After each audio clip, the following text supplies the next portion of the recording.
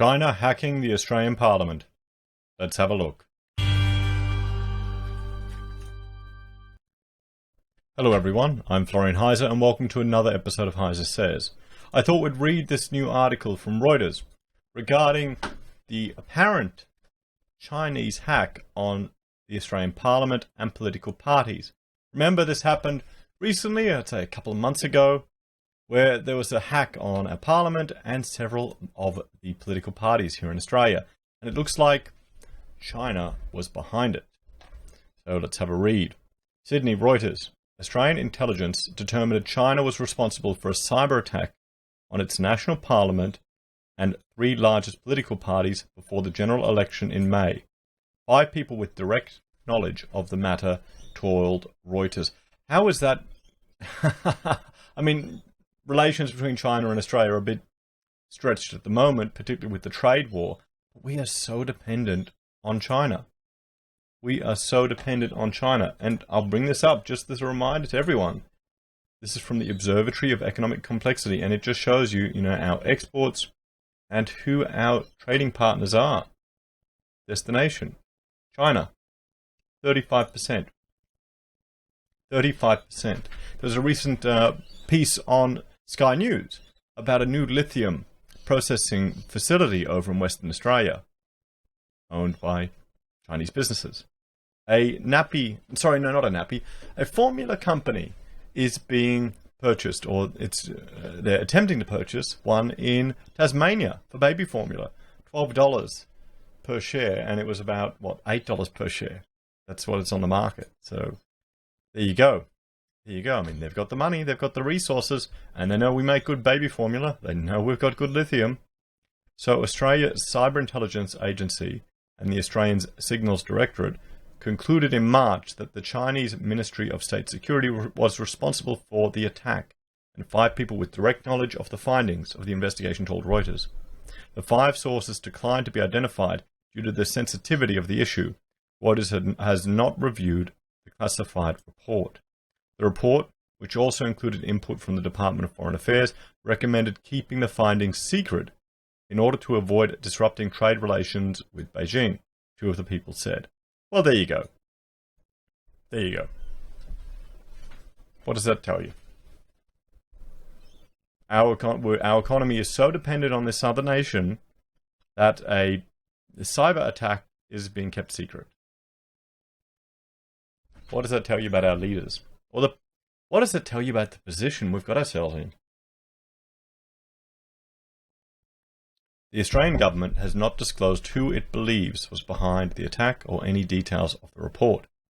In response to questions posted by Reuters, Prime Minister Scott Morrison's office declined to comment on the attack, the report's findings, or whether Australia had privately raised the hack with China. The ASD also declined to comment. China's foreign ministry denied involvement in any sort of hacking attacks and said the internet was full of theories that were hard to trace. Full of theories that were hard to trace. Full of theories that were hard to trace. What do you think, guys? What do you think? When investigating and determining the nature of online incidents, there must be full proof of the facts. Otherwise, it's just creating rumors and smearing others, pinning labels on people indiscriminately. We would like to stress that China is also a victim of internet attacks, the ministry said in a statement sent to Reuters. China hopes that Australia can meet China halfway and do more to benefit mutual trust and cooperation between the 2 countries. China is Australia's largest trading partner, dominating the purchase of Australian iron ore, coal, and agricultural goods, buying more than 1/3 of the country's total exports, and sending more than 1 million tourists and students there each year. Are we a colony? Guys, is Australia at the point where it's just an outpost for China? And I mean, come on, China, embrace democracy. Australian authorities felt there was a very real prospect of damaging the economy if it would publicly accuse China over the attack, one of the people said. Well, there you go. a very real prospect of damaging the economy. There you go. That shows you the situation we're in. Unhindered access. Australia in February revealed hackers had breached the network of the Australian National Parliament. Morrison said at the time the attack was sophisticated and probably carried out by a foreign government. He did not name any government suspected of being involved. When the hack was discovered, Australian lawmakers and their staff were told by the Speaker of the House of Representatives and the President of the Senate to urgently change their passwords, according to a parliamentary statement at the time. Well, I don't feel too sorry for him because Australia's done the same thing in East Timor, and we're kind of copping it ourselves, aren't we? But then again, the AST investigation quickly established that the hackers had also accessed the network of the ruling Liberal Party, its coalition partner, the rural-based Nationals, and the opposition Labor Party, two of the sources said. The Labor Party did not respond to a request for comment. One person close to the party said it was informed of the findings without providing details.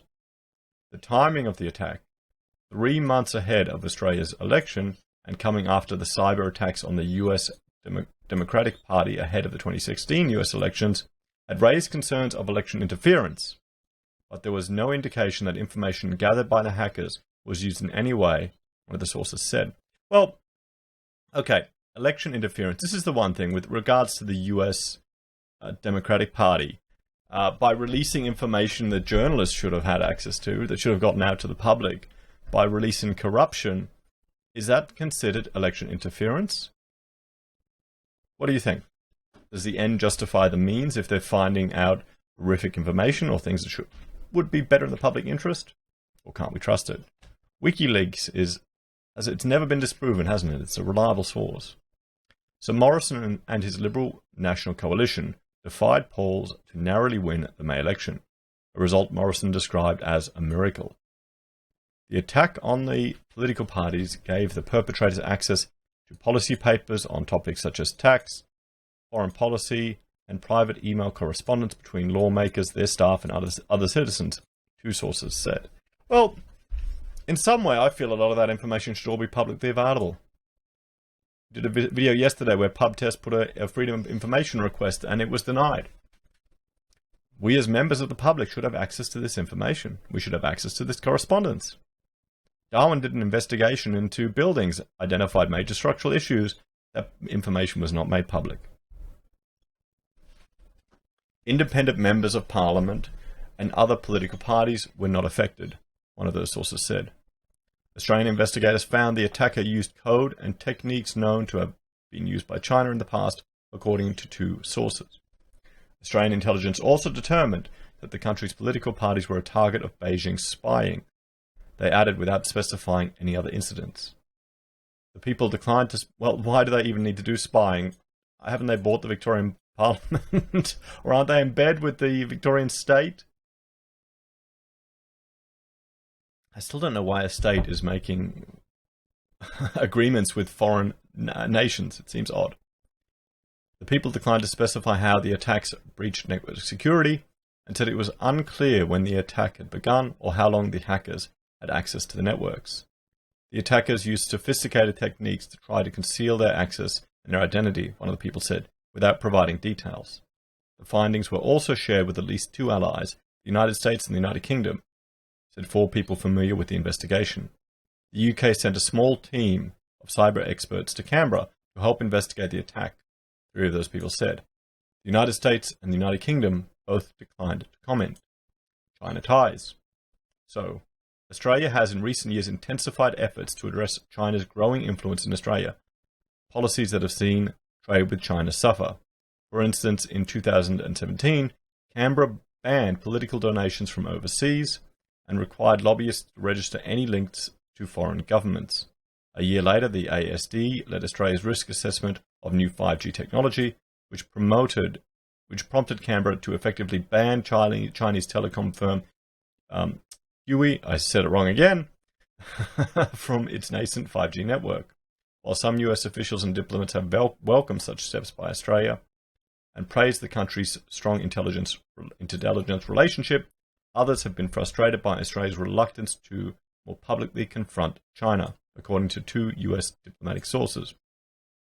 On a visit to Sydney last month, US Secretary of State Mike Pompeo delivered thinly veiled criticisms of Australia's approach after Foreign Minister Marisa Payne said Canberra would make decisions towards China based on our national interests. Pompeo said countries could not separate trade and economic issues from national security. Well, we seem to be able to do it. We seem to be able to do it here in Australia. You can sell your soul for a pile of soybeans. You can protect your people. Yeah, that's it. You can sell your soul for a pile of soybeans, or you can protect your people, he told reporters at a joint appearance with Payne in Sydney. Well, yes. What do you think about that? An honest statement there. I think we've sold our souls here in Australia. Morrison's office declined to comment on whether the United States had expressed any frustration at Australia for not publicly challenging China over the attack. The US State Department did not immediately respond to requests for comment. Well, there you go. There you go. What do you think, guys? Do you think it's Chinese? Do you think it's another foreign nation? Do you think the information should be publicly available anyway? Maybe. Let me know what you think. Like, share and subscribe, and I'll see you next time.